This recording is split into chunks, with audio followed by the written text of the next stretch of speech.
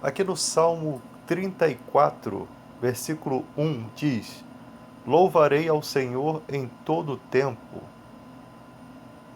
Louvarei ao Senhor em todo o tempo, o seu louvor estará continuamente na minha boca. A minha alma se gloriará no Senhor, os mansos o ouvirão e se alegrarão. Aqui nós vemos uma palavra que devemos levar sempre conosco. Louvar ao Senhor em todo o tempo. Ter o louvor continuamente na nossa boca. Nós sabemos que são muitos os desafios que os cristãos passam diariamente. Porque eu digo os cristãos porque são esses que estão ou deveriam estar lutando contra a sua natureza carnal, a sua natureza fraca. Do coração do homem procede todas as coisas malignas, os desejos, os maus pensamentos. O primeiro ataque que o homem sofre, quando ele está aí por aí, andando, passeando, no trabalho, é aquilo que ele vê. Ele olha, ele cobiça, ele deseja, E como que você lidar com essa frustração? Porque o cristão, ele pensa diferente das outras pessoas que não andam com Deus. Porque o cristão pensa em se santificar. Ele foi transformado pelo Evangelho. Isso isso é uma evidência da atuação do Espírito Santo. O cristão, ele não nasceu para andar em pecado. Ele se frustra com o pecado. Pelo menos deveria se frustrar, porque se não está se frustrando é porque já se entregou ao pecado. E com certeza chegará até o coração dele sofrimento, angústia, depressão, tormento. Por isso que Paulo fala do capacete da salvação. Então nós devemos andar continuamente com o louvor. Eu falo em nosso pensamento. Hoje em dia você tem um rádio, você tem um aparelhinho aí para você ouvir um louvor, para você estar buscando a Deus. Antigamente não tinha isso, na época de Davi não tinha celular com louvores, não tinha essas coisas. E hoje em dia você tem uma maneira de se conectar com Deus, de guardar o seu coração das coisas ruins do mundo. É só você parar um instante de vigiar que as tentações voltam. As tentações tentam contra a sua vida. Então devemos continuamente estar lutando contra essas nossas fraquezas para que a gente possa ganhar habilidade. Jesus disse: o ramo que estando em mim que der fruto, eu limpo para que produza mais fruto. E isso é dar fruto. Você está frutificando no campo espiritual. Você está buscando uma nova vida em Cristo. Então, todo o objetivo do cristão, uma vez Paulo disse assim, que haviam muitos fracos e doentes na igreja, e muitos que até já tinham morrido por não discernir o corpo de Cristo. O objetivo do Evangelho é você entender que você tem que crescer espiritualmente, gradativamente desenvolver-se, gradativamente. Primeiro porque você tem o conhecimento da verdade. Quantas são as pessoas no mundo que não têm o conhecimento da verdade? Quantas são as pessoas que estão presas em falsas religiões? Quantas são as pessoas que só vivem discutindo religiões, mas só que na sua vida, a sua vida espiritual é totalmente destruída? Quantas são as pessoas que acreditam que pelo fato delas pregarem a Bíblia, elas podem viver continuamente em pecado? Quantas são as pessoas que querem para os outros o Evangelho, mas ela mesma não vive? Então, quando você compreende que você tem que crescer na área espiritual, você tem que se desenvolver e buscar e estar cada dia mais com Deus, você entende o que Paulo disse. Nós consideramos tudo como esterco. Se você entende de outra maneira, Deus o esclarecerá. Isso disse Paulo, né? Então ele considerou tudo como refúgio, como esterco, para alcançar mais de Deus, para se lançar mais em Deus. Então ele disse que todos que somos perfeitos lutamos dessa forma. Então nós devemos analisar como está a nossa vida todos os dias, quando você está na condução, quando você vai para o seu trabalho. Você tem se santificado? Quando você começar a se santificar, você vai perceber que algumas coisas espirituais vão acontecer. Pessoas vão ficar endemoniadas no ônibus, né? Pessoas ficam endemoniadas no trem. Não que você tem que esperar acontecer essas coisas, né? Porque tem gente que parece que quer ver o poder de Deus em ação. Não, mas você vai estar preparado ali para discernir o que é espiritual do que não é. Não que você vai ficar andando lunático. Tem gente que espiritualiza tudo, né? Todos os acontecimentos ela espiritualiza, não. Mas com certeza, se você estiver com a unção de Deus, aquilo abala o lugar onde você está. Isso realmente ocorre, né? Agora, Deus não vai deixar as coisas acontecerem aleatoriamente. Não, Ele vai te conduzir para que você possa exercitar esse dom. Porque percebe-se que quando Jesus ele jejua 40 dias e 40 noites, Satanás se apresenta. Quando Jesus começa a se humilhar diante de Deus, buscando o jejum, buscando o quebrantamento da carne, né? E olha que ele nunca pecou, né? Nunca teve pecado. E ele mesmo assim, ele galgou esses obstáculos. E jejuou 40 dias e 40 noites, se humilhando, se preparando, e o mal, ele fica perturbado com isso. Porque Jesus começa a entrar numa esfera, né, que perturba. Então você, quando está buscando a presença de Deus, você pode esperar que algumas coisas vão acontecer para tentar tirar você dessa unção, para tentar tirar você desse caminho. Distrações. Então que você tem que ter discernimento do que você vai fazer. Não vai ser uma coisa assim, uma atitude louca. Tem caras que jejuam sem propósito. Não jejue sem propósito. Tem pessoas que oram sem propósito, que buscam a Deus. O propósito de buscar a Deus, de jejuar, de orar, é encontrar-se mais com Deus. É receber mais dele. É você ter a palavra certa para pregar na igreja. É como Pedro clamando a Deus para que ele abrisse a palavra, ou seja, para que colocasse na boca de Pedro a palavra certa que viesse transformar a vida dos irmãos, das pessoas, né, que ele estaria pregando.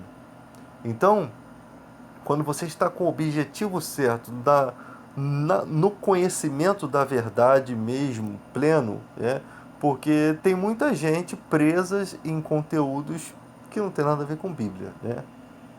E quando você vai pregar, a pessoa não aceita a verdade. Essa sua não aceitação demonstra que você resiste ao Espírito Santo. O Espírito é um só. Então, a pregação como que uma parte da igreja consegue receber e uma pequena parte não. É como que algumas denominações seguem um caminho totalmente diferente para diferencia, né, das igrejas, como se ela fosse mais especial. E isso não existe no reino de Deus. Porque Deus não dá especialidade para um diferente da outra. Todas as igrejas têm o mesmo Espírito. É um só Espírito, uma só fé. Então todos aqueles que tentam evidência, buscar um destaque, diferenciar-se das demais igrejas, já demonstra uma soberba, uma prepotência. É isso que a gente precisa perceber. Não, a minha fé é assim, não existe isso. A sua fé tem que ser igual à das outras igrejas. A não ser que as outras igrejas estejam corruptas, se corrompendo. Aí com certeza vai ser um diferencial quem não se corrompe. Mas se você está pregando uma palavra dentro das escrituras, todas compreendem que você está pregando a verdade. Porque é um só Espírito. Não é esse ataque, essa divergência. Então vamos aprender a respeitar quando a gente ouvir uma pessoa pregando a verdade do Evangelho. É, pregando uma palavra verdadeira. Porque que alguns entendem e outros não. Porque algumas pessoas são rebeldes até mesmo no conhecimento. A rebeldia no coração não aceita com que a sua que aquela coisa que ela colocou na mente, ela não aceita que seja retirado nem pelo Espírito Santo, nem pela pregação da verdade. E tem pessoas que querem buscar a Deus para ter poder. Não, eu quero expulsar demônio, eu quero... Gente, isso não existe. Busque a Deus pela santidade. Busque a Deus pelo amor que você deve ter a Jesus. Foi isso que Jesus cobrou de Pedro. Pedro, tu me amas, apacenta as minhas ovelhas, me ama. Prova de amor a Jesus é cuidar daquilo que ele estaria cuidando aqui. Isso é prova de amor. Jesus não quer pessoas que o busquem por dom, quer que o ame. Se alguém me ama, o Pai o amará e eu e o Pai faremos morada nele. Se alguém me ama, segue os meus ensinamentos. Quem não me ama não segue os meus ensinamentos. Está bem óbvio. Jesus quer pessoas que o amem. E o amor é um sentimento que é eterno, é para sempre. Esse amor é para sempre. Tem que amar a Jesus, não gostar. Ah, eu gosto de Jesus, eu gosto do Evangelho. Você tem que amar. Ele quer que você o ame. E quem o ama, pega a cruz e segue. Quem não ama... Porque você, quando ama Jesus, você está amando a vinda dele. Você está lutando pela vinda dele. Você está lutando pelo cumprimento, pelo resultado da morte da cruz dele, que foi nos dar a eternidade. Ele não morreu para você ir para a igreja buscar carro e casa, não, meu irmão. Ele não morreu para você ficar dando dinheiro para a igreja, não. Para pastor ficar ganhando dinheiro das pessoas, não. Ele morreu para te dar eternidade, uma vida totalmente diferente disso aqui. Então, se você o ama, você tem que começar a baixar sua crista, né? E começar a viver uma vida de santidade. É difícil, eu enfrento meus problemas, os meus desafios, vocês enfrentam de vocês, que não é diferente dos meus desafios, né? Porque temos a mesma natureza, os mesmos desejos, os mesmos pensamentos, com algumas coisas diferentes. Uns são muito fracos no que diz respeito ao sexo, outros são muito fracos ao que diz respeito ao dinheiro. Cada pessoa tem uma fragilidade, mas todos têm as suas fraquezas. Então precisa lutar. Você tem o Espírito Santo, que é o Consolador, que é o teu ajudador. É como se Jesus falasse para nós: vocês não têm desculpa para andar no pecado, vocês não têm desculpa para andar no erro, vocês não têm desculpa. Então, quando você buscar o Senhor, as suas orações serão atendidas. Imediatamente. Por quê? Porque Deus olha e vê que o resultado de uma pregação mudou a sua vida e você entendeu. O que impede dele te abençoar? Às vezes você está todo ansioso em casa, com as preocupações. A Bíblia diz: lance sobre mim as suas ansiedades. Todas as suas ansiedades, eu tenho cuidado de vós. Aí você daquela posição de triste, de lamentar, de se lamentando, de coração aflito, o que você diz? Eu vou confiar em Deus. Está na mão do Senhor. Mas não é você não diz da boca para fora, não. Porque quando você fala a palavra, você sente que a tentação vem no seu coração para você pensar o contrário. Mas quando há uma determinação que você diz: eu vou confiar em Deus, acabou. O milagre é feito. Você pode esperar 1, 2 dias, uma semana. Em pouco tempo, um milagre acontece. Fé. Ou está ligada ou está desligada. É como um interruptor. Assim que você liga, Deus liga. Tu que é ligado na terra, é ligado no céu. Ligou sua fé aqui, lá em cima se acendeu. E outra questão, tem gente que fala, dá testemunho aí que Deus falou para jogar os remédios fora. Entenda uma coisa, eu não sei se Deus falou isso para você.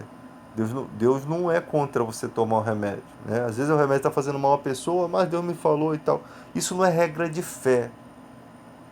Aquela mulher do fluxo tocou na orla de Jesus. Não era regra de fé ser curado daquela forma. Então, não é porque Deus fez algo na sua vida que vai ser uma regra de fé. Porque Jesus virou para ela e disse assim: quem me tocou? Ela confessa que tocou em Jesus, e Jesus disse: a tua fé te salvou. Ele muda o pensamento dela. Ele não deixa ela pensar que aquilo era uma regra de fé. Porque amanhã ou depois não ia ter mais a orla de Jesus para ela tocar. E aí, como é que ia ser? Ela tinha que entender o que funcionou, como que funcionou a cura. Então, a fé, a regra da Bíblia para se alcançar alguma coisa de Deus é a fé. Certeza das coisas que se esperam, convicção dos fatos que não se veem. Você materializa algo que está dentro da vontade e do propósito de Deus, porque se não tiver também não acontece. Compreendendo que Ele é soberano, que Ele faz quando quer, no momento que Ele quer, mas que a sua fé é capaz de mover a montanha. A sua fé é capaz de acender essa vontade de Deus. Né? E Jesus diz: tudo que pedis em meu nome eu farei, para que o Pai seja glorificado no Filho. Quando você recebe uma bênção de Deus por meio do nome de Jesus, você se alegra, você agradece a quem? A Deus. Jesus quer que você agradeça a Deus. Tudo que pedis em meu nome eu farei, para que o Pai seja glorificado no Filho. Foi por meio do sacrifício do Filho que você teve fé, que você entendeu as Escrituras, que você alcança a eternidade, né? Em Hebreus 13:8 diz que Jesus é o mesmo ontem, hoje e eternamente. Ou seja, Ele continua fazendo as coisas. Às vezes você olha uma programação da igreja, igual você liga aí no R.R. Soares, e a gente vê as pessoas curadas, às vezes de uma dor, né? Para você parece que não é o evangelho de Cristo. Mas, gente, a pessoa que está incomodada com a dor, que não cura, não consegue dormir direito, só a pessoa que está sentindo aquilo que sabe. Então, por que eu não usar o nome de Jesus para aquilo? Se o remédio não está dando jeito, se a pessoa está sofrendo, Jesus vem nos dar vida e vida com abundância. Por que não? Por que não podemos fazer uma oração?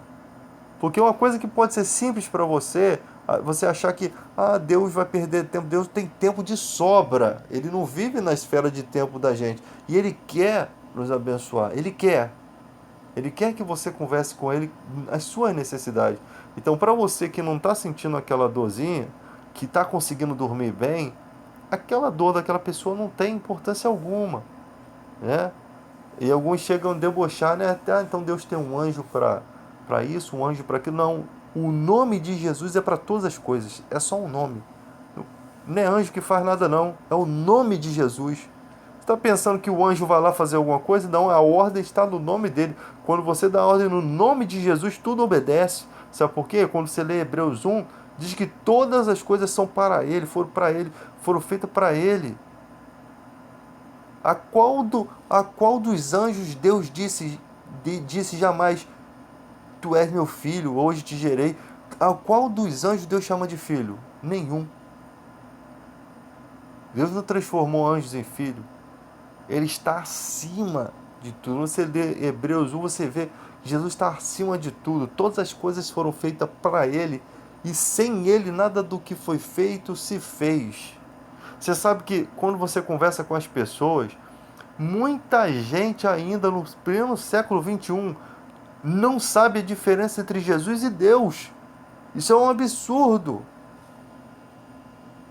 Isso é uma vergonha para as igrejas. Esses dias eu estava conversando com um amigo, eu não entendo isso. Eu não tive tempo para conversar direitinho. Como é que então Deus morreu na cruz? Não, meu filho, foi o Filho de Deus que morreu, então Deus não morreu. Não, foi Jesus. Mas como assim? A pessoa não entende. Porque a igreja perde tempo com essas bobeiras de pedição de dinheiro, né? Não ensina a palavra na sua simplicidade. Esquece, às vezes, a pessoa pensa assim, não, isso aqui todo mundo já sabe. Às vezes a pessoa não sabe. Tem gente que pensa que Jesus e Deus são a mesma pessoa. Só porque ele disse, eu e o Pai somos um. Mas e a pessoa esquece de ler os textos que Jesus disse, o Pai que está no céu é maior do que eu. Quanto ao fim dos tempos, ninguém sabe a data, a volta dele, a não ser o Pai. Todas as vezes Jesus mostra que o Pai é maior. Né? Quem me vê, vê o Pai por conta da estrutura de eternidade, de perfeição. Mas em toda a Bíblia você percebe que Jesus é um e Deus é outro. Tanto que eu acabei de dizer a palavra, né? Tudo que pedir em meu nome eu farei para que o Pai seja glorificado no Filho. Então se entende que existe um Pai e um Filho, que não são a mesma pessoa. E tem gente que ainda tem essa dificuldade, e não é para humilhar aquela pessoa não, mas é para vergonha da igreja do século XXI. É porque já era para as pessoas já entenderem isso. Então você vê que é uma pequena coisa que para você parece tão simples, para aquelas pessoas são tão difíceis. Por quê? Porque elas ainda não conheceram a verdade de Cristo. Elas ainda não foram libertas, ainda não tiveram seus pecados lavados pelo sangue de Jesus. Ainda estão presas nos vícios, ainda estão presas, estão do lado de lá da vida. Né? Em Colossenses 1,13 diz que ele nos tirou do império das trevas e nos transportou para o reino do Filho. Então você entende que aquelas pessoas ainda estão sob o domínio de Satanás. Ele cega o entendimento dos incrédulos para que não enxergue a luz que é em Cristo. Satanás é tão sujo que se ele puder fazer milagres para fazer você acreditar numa falsa religião, ele faz. Ele faz milagres para enganar as pessoas. Né? Há anos atrás eu vinha pregando contra os milagres de João de Deus. Se você pegar minhas pregações aí, olha quantas coisas sujas estavam escondidas naquele homem. Você acha que Deus usava uma pessoa daquele jeito, fazendo aquilo? A primeira evidência de que não era o milagre de Deus, apoia uma falsa religião. Esse negócio de consultar os mortos, isso não existe, a Bíblia proíbe isso. E o que a Bíblia proíbe, ela nunca vai dar permissão para que se faça. Então você percebe que já sabe que aquilo ali não tem Deus. Eu, como cristão, não iria lá buscar uma cura. Eu posso estar morrendo de câncer. Eu vou buscar ajuda em Jesus Cristo. Porque lá no Antigo Testamento foi por conta disso que Deus se irou. Muitas vezes a pessoa não sabe interpretar, não tem um comentário bíblico e não entende uma passagem que diz que Deus ficou irado porque um certo homem, ao invés de buscar a Deus, buscou os médicos. Só que médicos naquela época eram médiums, praticantes de arte oculta, consultavam os mortos em detrimento dos vivos, espiritismo, necromancia. Então o que Deus ficou chateado foi porque ele, conhecendo a Deus e sabendo que Deus tem ciúmes, né? Ele foi buscar lá na idolatria a sua cura. Você imagina eu como cristão vou lá em João de Deus para ser curado? Não posso, porque eu sei que aquilo ali não vinha de Deus, sabia, porque não aponta para o Evangelho de Cristo. Milagres que não apontam para o Evangelho de Cristo não vêm de Deus. Um exemplo, aquela mulher que adivinhava as coisas, que Paulo encontra, toda vez que Paulo saía para a oração, aquela mulher já sabia o horário que Paulo ia sair e ia lá perturbar ele. Paulo querendo fazer as coisas em secreto e ela ficava divulgando. Você sabe que era proibido antigamente pregar o evangelho aos romanos, né? Se um centurião romano ouvisse alguém falando que Paulo estava pregando o evangelho, se fosse o caso ali, ele seria espancado, traria problemas para o evangelho. Então toda vez que Paulo estava numa cidade, ele procurava agir discretamente. E ainda mais que ali era uma cidade idólatra. E ele já teve vários problemas com a casa de Gerson, né?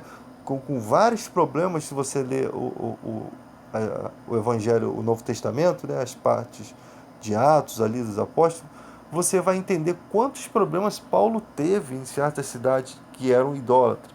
E ali foi um lugar que ele teve um grande problema, porque quando aquela mulher veio, ele entendeu que era um espírito, expulsou o demônio dela, ela perdeu o seu poder de adivinhação, né? Porque o dom, se viesse de Deus, não teria como ser desfeito. Ela perdeu seu poder de adivinhação. Os caras que faziam nifes de prata a uma suposta deusa, se eu não me engano era a deusa Diana, né? Perderam sua esperança de lucro, ou seja, ela adivinhava para que as pessoas acreditassem no poder, né, de Deus através da vida dela e da deusa Diana. E o que acontecia? Eles faziam níveis de prata. O comércio estava envolvido com uma religião e ainda tinha uma galinha dos ovos de ouro, que era aquela mulher. Então Paulo acabou com aquela história ali e teve um problema sério, foi espancado, mas a vida dele não foi tirada porque Deus o enviou ali para pregar o evangelho. Então, o enviou para que eles se libertassem daquilo. Como aquela história também do altar ao Deus desconhecido, né? A igreja do século XXI já era para ter aprendido isso, essa parte teológica muito bonita da história. Havia só um altar que não tinha imagem, só tinha descrição ao Deus desconhecido, enquanto ao redor desse altar, em volta, tinha vários ídolos, várias estátuas. E somente aquela não tinha. Por quê? Porque na antiguidade um homem chamado Epimênides, que era usado por Deus, ele conhecia um Deus desconhecido, um Deus que o usava, mas que não dava satisfação de quem era, não compreendia, né? Não tinha um evangelho, a compreensão do evangelho como nós temos hoje. Então, naquela cidade houve uma grande praga, as pessoas estavam morrendo e cada uma clamava aquilo que acreditava, né? Infelizmente, a pessoa, ela sem o conhecimento da palavra, ela busca a Deus da maneira que ela acha adequada. Não posso nem dizer que isso é pecado, porque isso é ignorância. Elas não foram iluminadas, igual você vê pessoas que adoram imagens, têm uma fé verdadeira, mas elas não foram iluminadas para conhecer a verdade. Então, esses são os pequeninos de Deus. Não foram iluminados, mas querem viver com Deus, querem viver humildemente, querem buscar a Deus, não estão seguindo o caminho certo, mas o caminho do amor é o caminho certo. E Deus sabe que quando os iluminar, eles vão ser muito mais, às vezes, do que a gente aqui que fica criticando. Então, Paulo chega naquela cidade. Aí aquele povo conhecia um filósofo, né? E chamaram esse filósofo chamado Epimênides. E ele disse: gente, vamos clamar um Deus desconhecido, ao Deus desconhecido, porque quem sabe tem um Deus mais poderoso que de vocês que a gente não conhece ainda. E todo mundo começou a clamar ao Deus desconhecido, e esse Deus desconhecido cessou a praga, e é por isso que existe aquele altar ali, em homenagem ao Deus desconhecido. E Paulo, conhecedor dos filósofos, né, andava entre os filósofos, um homem eloquente, né, e muito inteligente, muito capacitado, com certeza entendeu aquela história, conseguiu adquirir informações sobre aquilo e percebeu a mão de Deus ali. E ele começou a pregar: esse é o Deus que eu prego. Não é servido por mãos humanas, né? Ele não precisa ser servido, ele dá a vida a todos. E quando ele prega, a força da pregação dele está vinculada à história da cidade, que teria sido destruída se aquele Deus desconhecido não salvasse, né? Então Paulo está totalmente baseado em quê? Em fatos reais, né? Baseado em uma questão seguinte: vocês só existem por conta desse Deus desconhecido. Só que por que o povo não abandonou a idolatria? Porque Deus não os iluminou. Mesmo ele entrando na história, fazendo um milagre, ele não os iluminou acerca do Evangelho. Então Paulo estava ali no tempo determinado por Deus para estar fazendo esse trabalho, né? De pregar a palavra de Deus e para que eles se abstivessem daqueles ídolos. Então você percebe que o Evangelho chega no momento em que Deus quer. Então, como diz a palavra do Senhor, ninguém pode dizer Senhor Jesus se não for pelo Espírito Santo. Quando a gente percebe que a pessoa está seguindo uma religião errada, entenda isso: ela ainda não recebeu o Espírito Santo. Por isso que ela busca a Deus da maneira que lhe convém, da maneira que ela acha adequada. Não posso dizer que é errado. Não posso dizer que é errado. Ela não sabe, simplesmente ela quer buscar a Deus, mas ela, como os índios, né, buscam da maneira que acha adequada. Então, a partir de hoje, vamos ter mais tolerância, mais amor, mais respeito. Às vezes a gente entra em certas discussões e não adianta, porque o Espírito Santo não entrou ali. Por mais que você convença alguma coisa, isso aqui está errado, tem outras séries de dúvidas que você vai perder a vida toda tentando convencer. E só quem convence é o Espírito e por meio da pregação da palavra, porque a fé vem por ouvir a pregação do Evangelho.